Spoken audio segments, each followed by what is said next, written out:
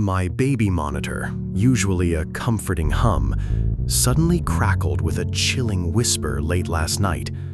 I froze in bed, realizing the voice wasn't mine, nor my sleeping husband's, sending a cold dread down my spine. It was a soft, sibilant sound, almost like someone breathing a name right into the microphone, a name I didn't recognize and couldn't quite discern clearly. The sheer closeness of it felt deeply invasive, making every hair on my arm stand straight up. I frantically grabbed my phone, opening the monitor app to see if there was any visual, but the screen only showed a grainy, dark nursery, completely still and silent. The absolute lack of explanation intensified my rising panic dramatically. Then, a child's mournful sob echoed faintly from the speaker, a sound too real to be static, too raw to be my baby's innocent cries. This unexpected, deeply unsettling sound amplified the terror I was already feeling immensely.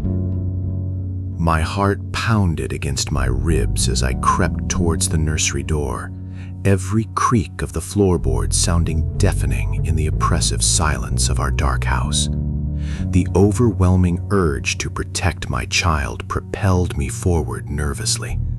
The monitor feed flickered, briefly showing a shadowed figure standing over the crib, impossibly tall and slender, before distorting back into a pixelated mess.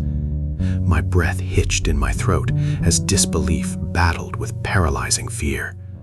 I burst into the room, flicking on the light switch, my eyes immediately scanning for any sign of an intruder or the horrifying shape I just witnessed.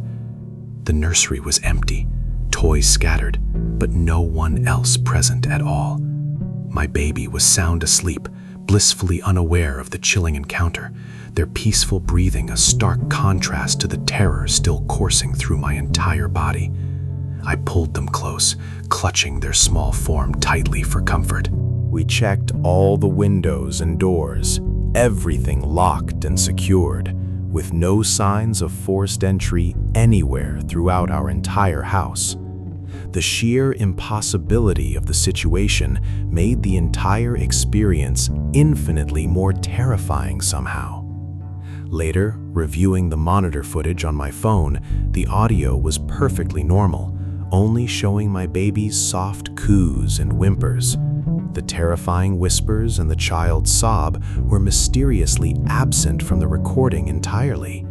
The visual glitch of the shadowed figure was also completely gone, replaced by continuous, uneventful footage of an empty nursery during those precise moments. This baffling discrepancy made me question my own sanity entirely. Now, every night, I leave the monitor off, haunted by the memory of that strange voice, constantly wondering who or what was truly whispering to my innocent child. The lingering fear keeps me awake, watching the darkness intently.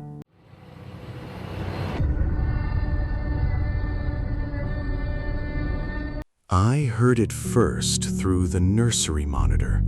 A guttural, strained voice murmuring what sounded like an ancient language directly to my sleeping baby. It was definitely male, deeply resonant, and filled the room with an unnatural, chilling presence. My husband, usually a skeptic, also heard the distinct, unsettling sounds, his eyes widening in pure horror as the guttural whispers intensified momentarily. We both stood frozen in our tracks, gripped by an inexplicable, profound terror together. We debated calling the police, but the doors were still locked and no windows were tampered with, leaving us utterly bewildered about the sound's true origin. The logical explanations simply evaporated under the weight of the impossible situation. Hesitantly, my husband grabbed a baseball bat and slowly approached the nursery door, every step echoing ominously through our otherwise silent, terrified home. The air grew heavy, thick with a palpable, unsettling anticipation and dread. As he opened the door, the murmuring abruptly ceased, replaced by a sudden, bone-chilling cold draft that swept through the room from nowhere. The temperature dropped several degrees instantly, making us both shiver uncontrollably. Our baby was awake, not crying, but staring intently at the ceiling, giggling softly as if amused by something invisible hovering directly above their crib. A cold wave of pure, visceral horror washed over me completely then. The toy mobile above the crib spun gently, though no window was open and no air vent was active nearby to create such a consistent movement. It rotated faster and faster, defying all known laws of physics right there.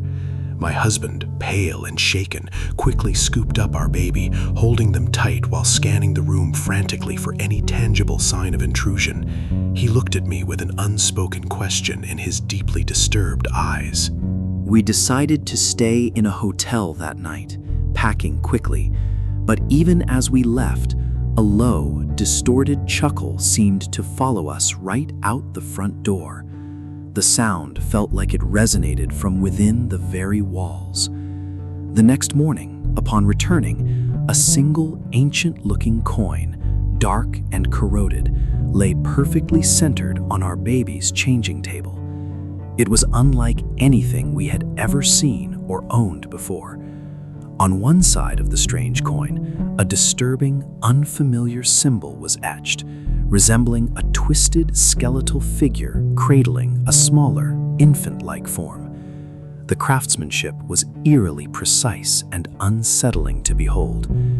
We still don't know what that voice wanted or what the coin means, but now our baby occasionally stares at empty corners and smiles, whispering strange, unintelligible words. I'm utterly terrified of what truly connected to them.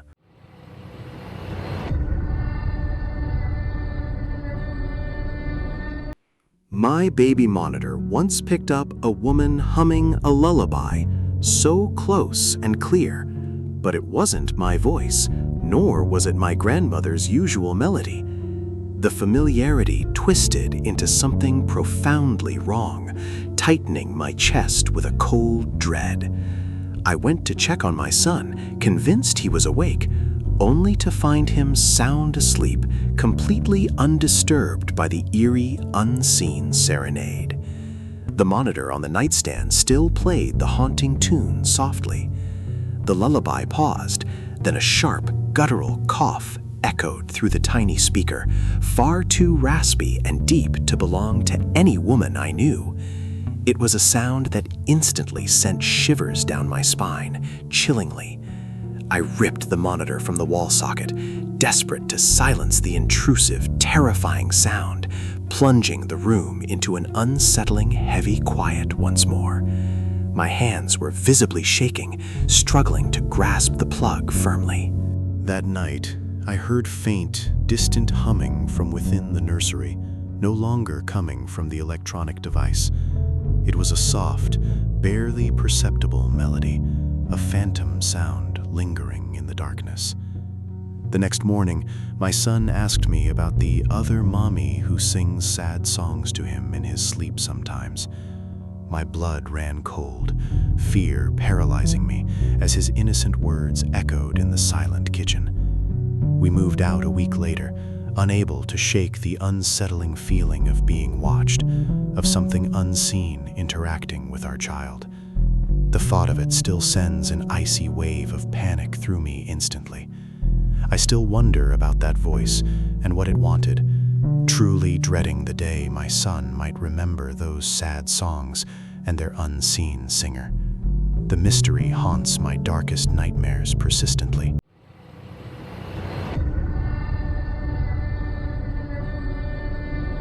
One night, the baby monitor didn't just pick up a voice, it picked up a conversation happening right beside my sleeping infant.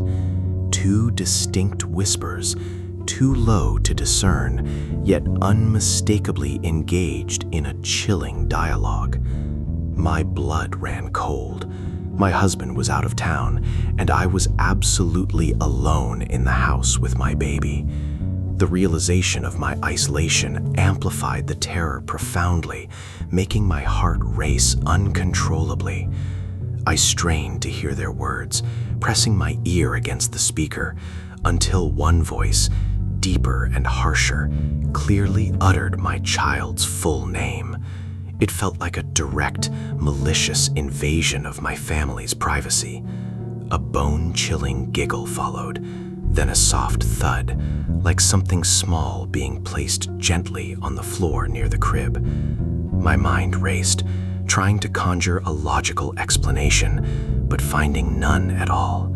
I grabbed the heaviest object nearby, a cast-iron skillet, and slowly, silently, made my way down the dark hallway.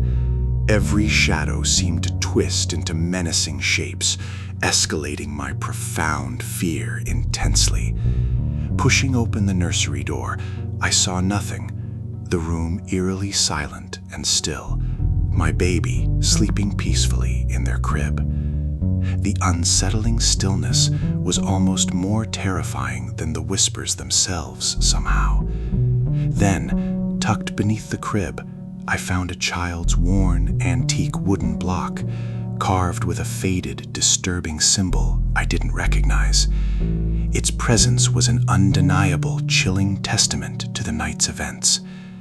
I sealed off that room entirely, unable to explain who spoke or what the block means, knowing something malicious still lingers within our walls.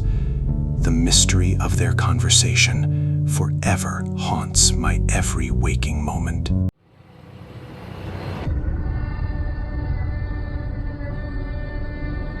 The baby monitor started picking up a scratching sound, like fingernails dragging across wood, followed by a child's hushed, taunting laughter. It was a sinister sound, definitely not my own baby making those unsettling noises. I'd bought the monitor secondhand from an online marketplace, assuming it was simply old, but the chilling laughter felt strangely personal and directed. A cold wave of suspicion and unease washed over me entirely. Then a distinct female voice, faint and choked, whispered a single desperate plea. "Help me." The sheer terror and urgency in those two words made my blood run absolutely cold. I rushed to the nursery, heart pounding, to find my baby asleep, but a small, intricate drawing had appeared on the wall. It was a stick figure, trapped behind shadowy, menacing bars. I later found a hidden compartment on the monitor, revealing a tiny, faded photograph of a young girl, about 7, staring blankly ahead. Her eyes seemed to follow me, radiating a deep, melancholic sadness. A faint inscription on the back of the photo read, "Sarah, 1998, lost in the walls." The words sent a cold, horrifying realization through me immediately. The scratching and whispers continued nightly from the monitor, growing more desperate, as if the girl was using it to reach out for a truly unknown help. I could hear her faint, pleading cries now. I haven't called the police because what could I even say? But I now hear Sarah's whispers from my baby's room, even without the monitor. I think she wants to trade places with my child.